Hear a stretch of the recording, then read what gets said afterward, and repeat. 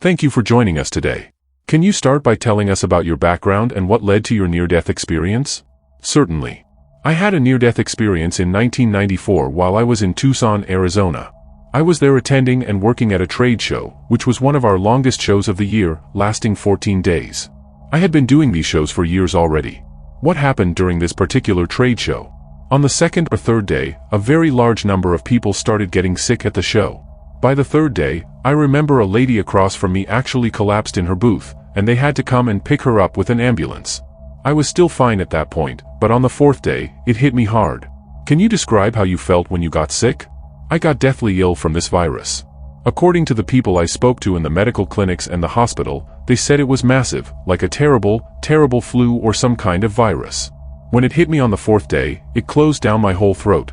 I could barely breathe, my fever was super high, and I felt extremely weak. What did you do when you realized how sick you were?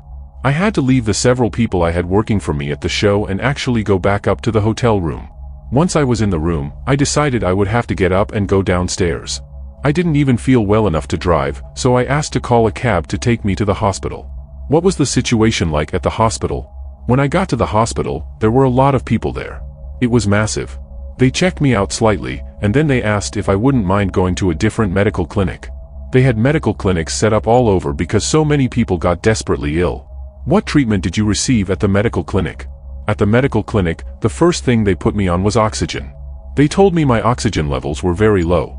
I remember them talking about giving me an intravenous antibiotic, and they also gave me an inhaler. This was later on in the day before I left because it took them a while just to get my oxygen levels back up to normal. Did they give you any instructions before you left? Yes, they told me that if I continued feeling this way, I would have to get into the hospital the next day. They said, if you feel this way in the morning, just get yourself to the hospital any way you can. What happened that night after you returned to your hotel? That night turned into a night of light and love. It was magnificent. My near-death experience was so clear, so profound. Can you walk us through your experience of leaving your body? I remember actually the way I left my body. I saw myself leave my body through my eyes in this beautiful, beautiful glowing mist. It was magnificent. When I was in the mist, now hovering above my body looking down upon myself, I first recognized myself. When I first left my body, I knew it was me. The body looked like it was wrapped in pain, it wasn't moving. Did you have any understanding of what was happening at that moment? From what I remember and was taught on the other side, the spirit waits around the body to make sure the body has no life left in it, that it's completely dead. I remember hovering for a while, but it got to a point where I started feeling this amazing, beautiful feeling of love. Can you describe this feeling of love? The love was so wonderful, it engulfed me. At this time, I didn't even recognize the body on the bed anymore. I was still looking down upon the bed and my body down there. Then, when the brightness hit, I don't remember turning, it just automatically turned me, and this beautiful gateway of light opened. It drew me right into this unbelievable tunnel of light with magnificent colors. How would you describe the intensity of this experience? Everything was magnified. It felt to me like hundreds, maybe thousands of times the beauty of it. I started moving through the tunnel, and the love I was talking about just a minute ago kept increasing and got bigger and bigger and bigger. It was amazing. I felt like I became the love in this light.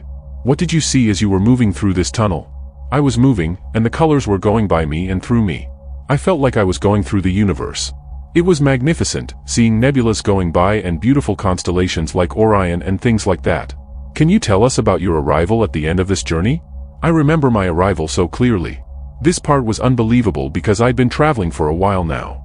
When I arrived, I said to myself over and over and over again, I'm home. I'm finally home. Then I repeated it again, and I heard this beautiful soft voice say, yes, you're home in the light of our Lord. Were there others there to greet you? Yes, I was actually speaking to others there. There were family members, but the person who was speaking to me announced who she was. She said, my name is Antonia, and I was with you on your journey home. I didn't even realize she was in the tunnel with me. We were moving at the speed of light, it was unbelievably beautiful. How did it feel to be greeted by these beings? At this point, it was still magnificent. The greeting felt to me like family and friends. We were all communicating, and our communication was all telepathy. It was beautiful because you could hear the voices in your head, and they could hear you. That part was wonderful. Did Antonia explain her role to you?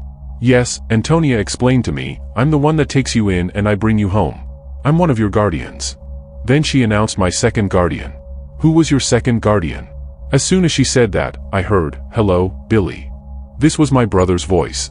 My brother had died when I was very young. I was almost 16 years old. He was the one that very much took care of me growing up. What happened next? At that time, my brother said, "It's time for your life review." He took me to this beautiful illuminated area, and things started that were unbelievable. Now I was back in my body, my brother Peter was alongside me, and he was showing me events of my life. Can you describe the life review process? It was crystal clear because now I was in full form. This is where I first remembered who I was again, because before, I was just part of love and light and happiness and joy. Then, it was almost like a flickering screen wave.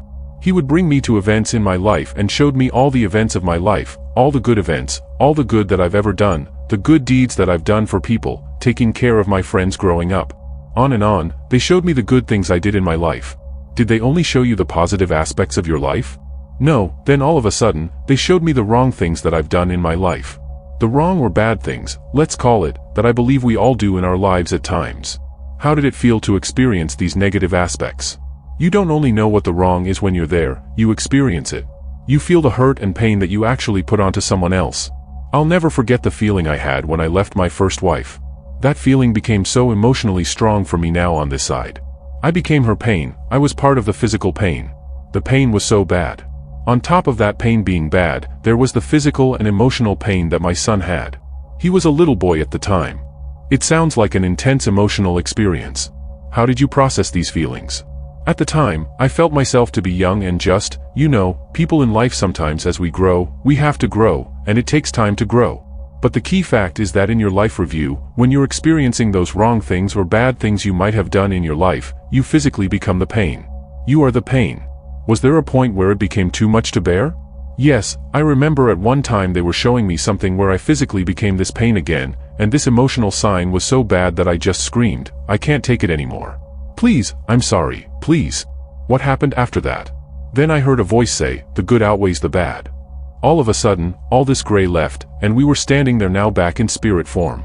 Now I looked at myself, and that misty green light turned into a beam. It was a beam of beautiful, beautiful light that was just amazing. We were still conversing back and forth, Peter and I. Did you meet anyone else at this point? Yes, at that time, I was introduced to my third guardian. I met 3 guardians on my travels through heaven, and they brought me to another level. Peter and my third guardian's name was Oren. What did they show you next? They explained to me that this was the Hall of Events. I didn't understand what they were talking about. All I know is I felt like I was in this massive, beautiful auditorium. Now they would transport me from scene to scene. I think this started actually before I was born, and I saw things that I was never part of. What kind of events did they show you? They weren't showing me the good or bad things that I've done anymore. They would show me events of the past, events of the present, and events of the future. It was unbelievable. They were bringing me on this ride that was physical at the time because we were back in our bodies again. Can you give us some examples of the events you witnessed? I'll never forget some of the things that happened along the way. They showed me wars that I was never even alive to be in. They showed me events that led all the way up to 9/11. They showed me 9/11 itself, and I am from New York.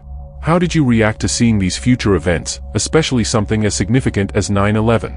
When we stopped at that scene, I remember saying, "I have friends in that building," and almost like I went to run. They grabbed me and said, "You can't do anything. Basically, you're not here now. This is your future." They explained this to me, and it was emotional at the time because I did have friends in the tower, the first tower that went down. Where did they take you after that? Then we were whisked off again to another and another and another. But the first place we were whisked off to after that was my mother-in-law's living room. On the morning of 9/11, my wife and I were scheduled to go into New York City to do some of our buying. We did some buying from jewelry distributors.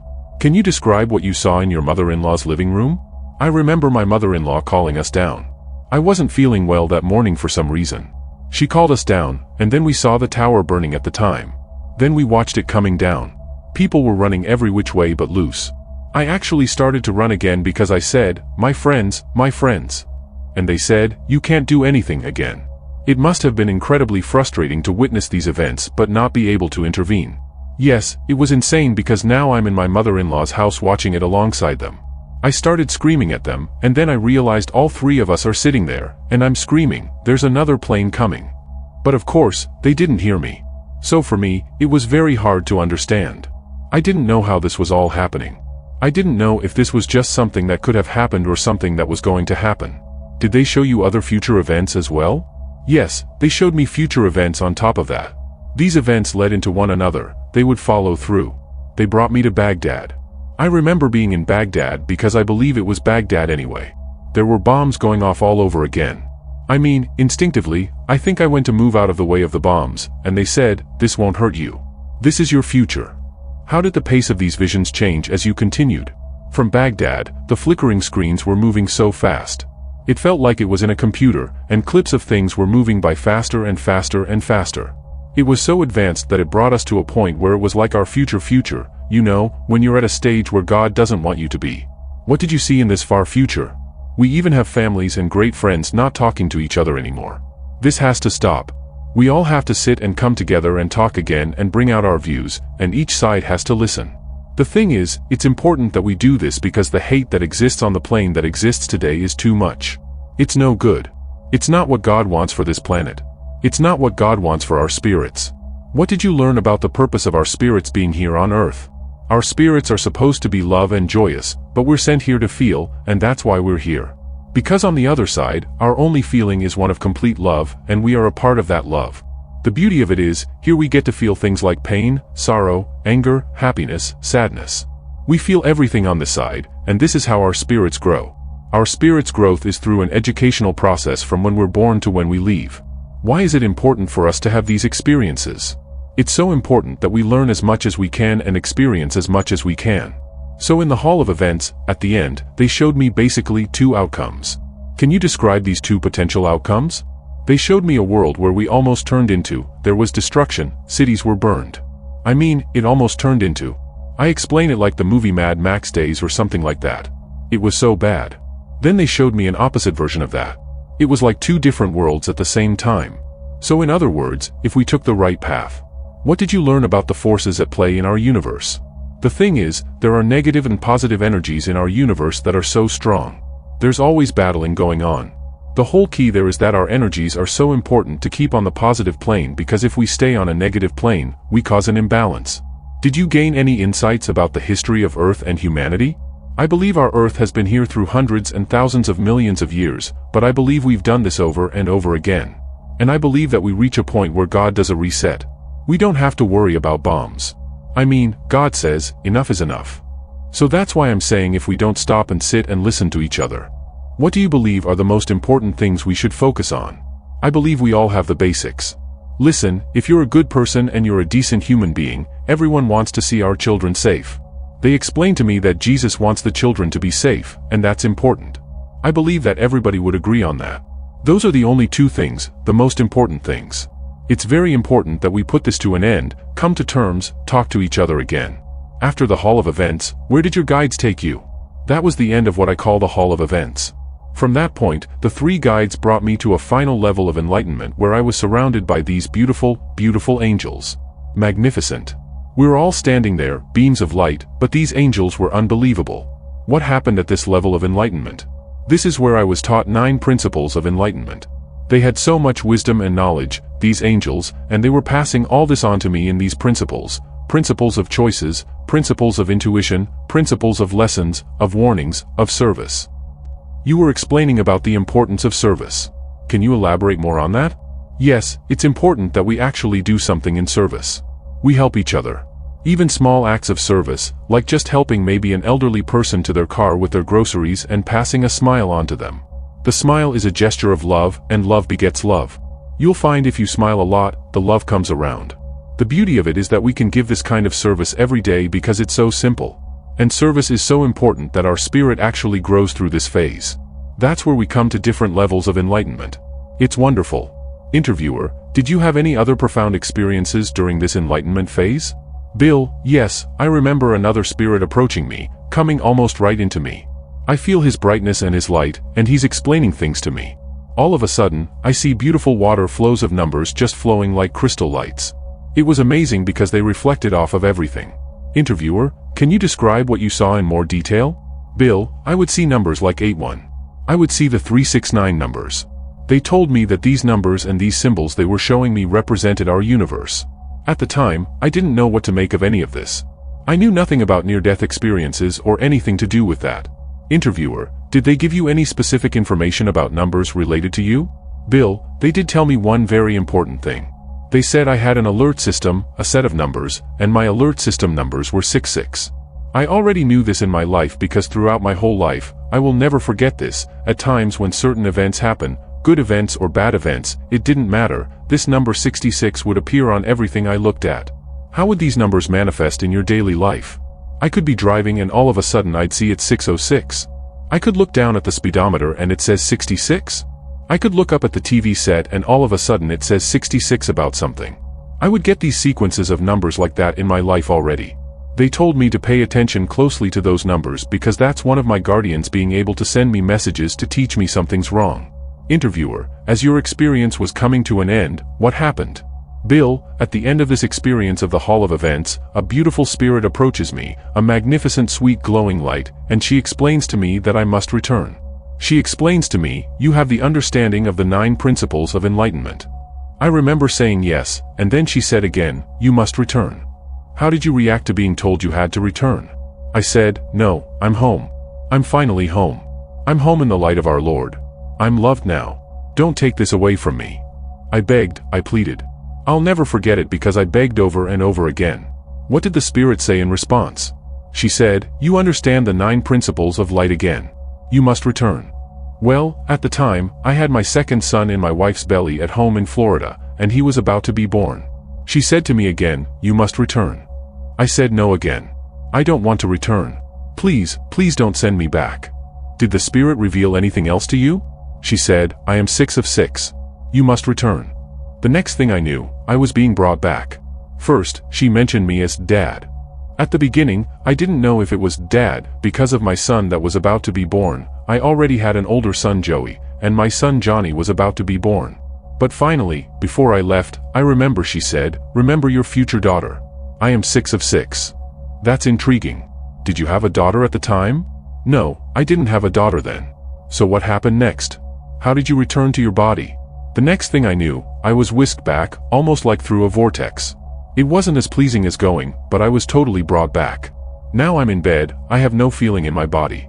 The only thing that I remember, because I didn't have air in my lungs for I don't know how long, it was just like when you're drowning and you completely have no oxygen for a length of time. I took this breath in, I finally got air back in my body, but I just stood there. The rest of my body didn't move, the rest of my body was almost like it was paralyzed. How long did this state last? I'm sitting there, and I can't move, but I could finally breathe again. It was labored, but I could breathe again. After maybe 10 or 15 minutes or so, I start feeling tingling going through my arms and my legs, and then sensation coming back. I finally was able to move a little bit. What did you do once you regained some movement? I remember hitting the operator at the hotel and saying, send somebody up here, help me. The next thing I know, I was in the hospital. They put me on oxygen again and they put me on medications again. Earlier, the Spirit mentioned a future daughter. Did that prophecy come true? Yes, that's what happened. Other than the fact that I now do have a daughter. She was born on the 6th day of the 6th month of 2000. This is years later. Remember, this was 1994 when my near-death experience happened. My daughter was born on June 6th of 2000. That beautiful beam of sweet light, and she's with me today. That's an incredible story. Looking back on this experience now, how has it affected your life and your perspective on the world? It's completely transformed how I see everything. I have a much deeper appreciation for life, for the connections we make with others, and for the importance of love and service. I try to live every day mindful of the lessons I learned during my experience, especially about the power of our choices and the impact we have on others. Has this experience changed your beliefs about death and what comes after? Absolutely. I no longer fear death. I see it as a transition, a return home in many ways. But I also understand that our time here on earth is precious and purposeful. We're here to learn, to grow, to love, and to help each other. The life review showed me how interconnected we all are and how our actions ripple out to affect others in ways we may not even realize. You mentioned the 9 principles of enlightenment. Can you share more about what these principles are and how they've influenced your life since? The 9 principles cover things like the power of choice, the importance of intuition, the nature of life lessons, the role of service, and the interconnectedness of all things. They've become a guide for how I try to live my life. I make a conscious effort to be more aware of my choices, to listen to my intuition, to see challenges as opportunities for growth, and to find ways to be of service to others every day. Have you had any experiences since then that have reinforced what you learned during your near-death experience? Yes, many times. The number sequences, especially 66, continue to show up at significant moments in my life. It's like a reminder that I'm being watched over and guided. And of course, the birth of my daughter on June 6, 2000 was a powerful confirmation of what I was told during my experience. How has this experience affected your relationships with others? It's made me much more conscious of how I treat people and the energy I put out into the world. I try to approach everyone with love and understanding, knowing that we're all on our own journeys of growth and learning. I'm also more open about sharing my experience and the insights I gained, hoping that it might help others find more meaning and purpose in their lives. What message do you hope people will take away from hearing about your near-death experience? I hope people understand that love is the most powerful force in the universe. The love I experienced during my NDE was beyond anything I can adequately describe, and I believe it's what we're all ultimately seeking. I want people to know that their lives have profound meaning and purpose, that every action matters, and that we have the power to create positive change in the world through our choices and actions. I also hope people will take to heart the warning I was shown about potential futures. We're at a critical point where we need to come together, to listen to each other, to find common ground. The future isn't set in stone. We have the power to shape it through our collective choices and actions. That's a powerful message. Is there anything else you'd like to share about your experience or the insights you've gained? I'd just like to emphasize the importance of living with awareness and intention. Every day is an opportunity to grow, to love, to serve others. We don't need to have a near-death experience to start living with greater purpose and compassion. The principles I learned about choice, intuition, service, and love are available to all of us, all the time. It's up to us to put them into practice. And remember, we're all connected. The kindness you show to a stranger, the love you share with your family, the way you treat yourself, it all ripples out and affects the whole. We each have the power to make a positive difference in the world, and I believe that's why we're here. Thank you so much for sharing your incredible story and insights with us, Bill. I'm sure your experience will give our listeners a lot to think about regarding life, death, and the nature of our existence. Thank you for giving me the opportunity to share my story. If it helps even one person find more meaning or love in their life, then I'm grateful. Remember, love is the key. Choose love, be kind, and know that you are deeply, profoundly loved.